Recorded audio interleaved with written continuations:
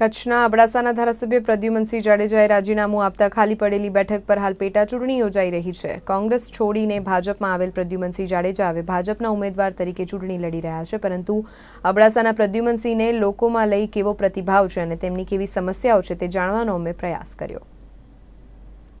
અબડાસા બેઠક પર પ્રદ્યુમનસિંહ જાડેજા ફરી એકવાર ચૂંટણી લડી રહ્યા છે। વર્ષ 2017માં તેઓ કોંગ્રેસની ટિકિટ પર ચૂંટણી લડ્યા હતા, પણ હવે કોંગ્રેસનો હાથ છોડી તેઓ ભાજપ તરફથી ઉમેદવાર કરી રહ્યા છે। આ પક્ષ પલટા બાબતે અબડાસા મત વિસ્તારના લોકોમાં મિશ્ર પ્રતિભાવ જોવા મળ્યો હતો, જેમાં કેટલાક મતદારોએ તેમના પક્ષાંતરને યોગ્ય ઠરાવ્યો અને આ બાબત હવે સામાન્ય બની ગઈ હોવાનું પણ જાણવા મળ્યું છે। તો કેટલાક લોકોએ પક્ષ પલટા સામે નારાજગી પણ દર્શાવી હતી। ઉમેદવારમાં છે ને પહેલાંથી પ્રદ્યુમનસિંહ કામ સારો કર્યો છે અને દરેક વસ્તુમાં એને પૂરો ધ્યાન દીધો છે, નાની બાબતોમાં પૂરો ધ્યાન દે છે। પણ હવે અત્યારે હું તો મતદાર છું, કોઈ પક્ષનો માણસ નથી, મને એના ઉપર જરાક વધારે વિશ્વાસ છે। તો કોઈ પણ વિધેયક સરળતાથી પાસ કરી શકે એટલા માટે કરીને કેટલીક જગ્યાએ એમને પોતાના ઉમેદવારોને રાજ્ય કક્ષામાં જીતાડવા માટે કરી અને વધારે ધારાસભ્યોની સંખ્યા હોવી જરૂરી છે। ઉમેદવારની જરૂરત છે અને અત્યારે જે લોકો પણ ખાસ કરી ત્રાહિમામ બની ગયા છે કે વારંવાર મતદાન કરીએ છીએ છતાંય પોતાના અંગત સ્વાર્થ અથવા પબ્લિકના સ્વાર્થ જોવે એના માટે પક્ષ પલટો અથવા અન્ય રીતે પણ બીજા પક્ષમાં હાલે જાય, એટલે મતદારો અત્યારે સોચી વિચારી અને મતદાન કરે એવી આશા છે। ચૂંટણી તો આવી ગઈ છે અને જાહેર પણ થઈ ગઈ છે અને માહોલ પણ અત્યારે ખૂબ સારો છે। લોકોને વિકાસની ઈચ્છા હોય, આ વિસ્તાર સતત કોંગ્રેસના ઉમેદવારને જીતાવતો હતો અને એના કારણે આ વિસ્તારનો વિકાસ ખૂબ ઓછો થતો હતો। અલબત્ત ભાજપ સરકારના જે કંઈ સાંસદ સભ્ય અમારા છે, વિનોદભાઈ ચાવડા અથવા બીજા લોકો, એ વારંવાર આ વિકાસ માટેની ચિંતાઓ કરતા હોય છે, પરંતુ જ્યાં ધારાસભ્યની જરૂર પડતી હોય ત્યાં એ ધારાસભ્ય કદાચ કોંગ્રેસના હોય એના કારણે ક્યાં ને ક્યાંય વિક્ષેપ થતો રહે છે। આજે ફરી પુનઃ પ્રદ્યુમનસિંહને પાર્ટીએ 100% નક્કી કરી લીધેલ છે, એટલે એવું લાગે છે કે જો પ્રદ્યુમનસિંહ ચૂંટાય તો જે વચ્ચેની જે ગેપ છે એ ગેપ પાછો સચાઈ છે। અબડાસા બેઠક પરથી અત્યાર સુધી 14 જેટલા ધારાસભ્યો ચૂંટણી જીત્યા છે, છતાં પણ આ વિસ્તારના લોકોની પાયાની સમસ્યાઓ જેમની તેમ જ રહી છે।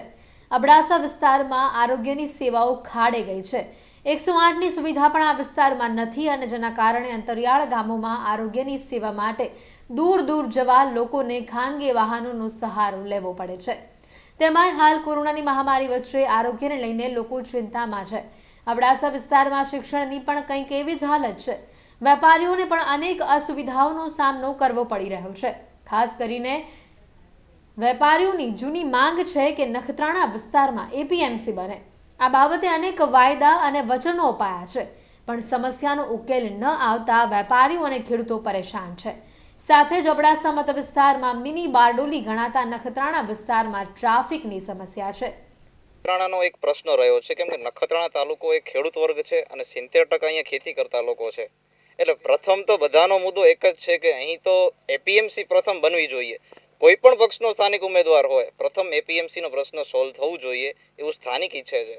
અને બીજું, 20 વર્ષથી ભાજપની સરકાર છે અત્યારે, અને 10 વર્ષથી એક પ્રશ્ન ગાંધીનગર પહોંચે છે નખત્રાણા બાયપાસનો, એ હજી પણ સોલ્વ નથી થયો। એટલે અમે બધા એવું ઈચ્છીએ છીએ સ્થાનિક લોકો કે પ્રથમ તો અહીં બાયપાસનું પણ અહીંયા થવું જોઈએ સોલ્વ, જે કોઈ સ્થાનિક ઉમેદવાર આવે તો અહીં ખેડૂતોને પણ ઘણી તો તકલીફ। અહીં મેન જે પ્રોબ્લેમ છે આ રોડની પ્રોબ્લેમ છે। જે આજે મેન રોડ છે ભુજથી નારણસરનો રોડ કેટલા વર્ષથી અટકી પડે છે કે જેવી રીતે આ પક્ષ છે તો જેવી આ પક્ષનો હોય તો આ પક્ષમાં શું કહેવાય રોડ પાસ ન થાય, એવી જે આ માન્યતા છે તો આ જે તકલીફ છે રોડની જે તકલીફ છે એ દૂર થવી જોઈએ, અમારે એ મંતવ્ય છે।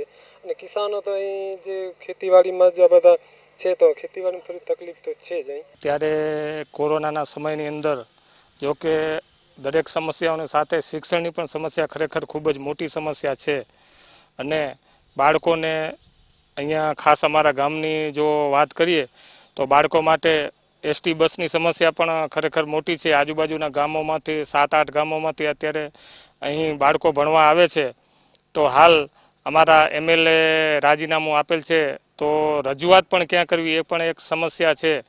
તો આ બધા શિક્ષણ, કારણ કે પાયાના પથ્થર જેવું છે. આપણે ભવિષ્ય જો મજબૂત કરવું હશે તો શિક્ષણથી બાળકોને આપણે મજબૂત કરવાના રહેશે. એટલા માટે જલ્દીથી આ બધી સમસ્યાઓનું આપના માધ્યમથી જો નિવારણ થઈ શકતું હોય તો ખૂબ જ સારું છે, કારણ કે બાળકો જો શિક્ષિત હશે તો આપણો દેશ મજબૂત બનશે. કચ્છની સરહદી વિસ્તારની અબડાસા વિધાનસભાની બેઠક એવી પણ પરંપરા રહી છે કે પક્ષાંતર કરી કોઈ ઉમેદવાર ફરીવાર અહીંયાથી જીતતું નથી. અબડાસા બેઠક પર ઇતિહાસ ફરી દોહરાયો છે. ત્યારે ફરી તાસીર મુજબ મતદારો પરંપરા નિભાવશે કે પછી પરંપરા તોડી પ્રદ્યુમનસિંહને જીતાડશે તે જોતા આ ચૂંટણી રસપ્રદ બની છે. પરેશ રાજગોર સાથે નિર્માણ ન્યૂઝ, અબડાસા.